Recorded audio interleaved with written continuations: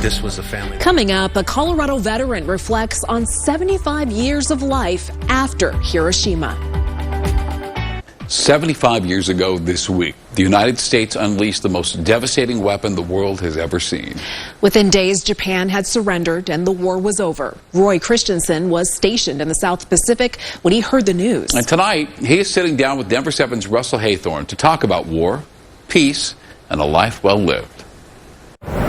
This quiet cove in Centennial is now home I have 8 great-grandkids. to a 95-year-old who has seen corners of this world many of us will never see. The boat that I was on was a fighting boat, any way you looked at it. Roy Christensen is thought to be the last surviving crew member of the USS Rayton, which sunk 29 Japanese fighters in the Philippine Sea during World War II. We would stay down comfortably 10 to 12 hours. Roy remembers exactly where he was 75 years ago this week when the U.S. dropped atomic bombs on Hiroshima and Nagasaki. We got the message pretty quickly that a gigantic super bomb had been dropped.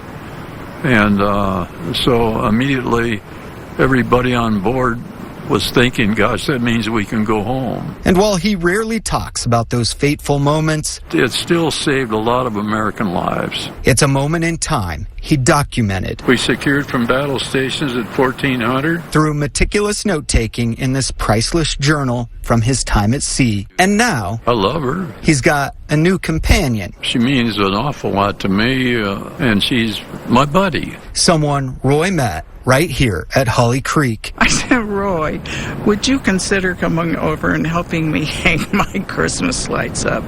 And he was there in 15 minutes. Roy and Karen were both married before, Roy to his late wife of 67 years, Karen to her late husband of 57 years, who also served. The greatest generation.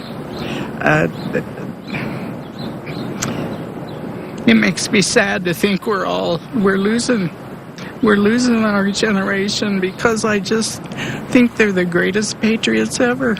A generation laced with markings of greatness, to be sure, and a couple ready to write the next chapter. She bosses me around a little bit, but I sure need that. He's got a great sense of humor. He's thoughtful and pretty easy to get along with most of the time. In Centennial, We've eliminated loneliness. Russell Haythorne, Denver 7. The cinema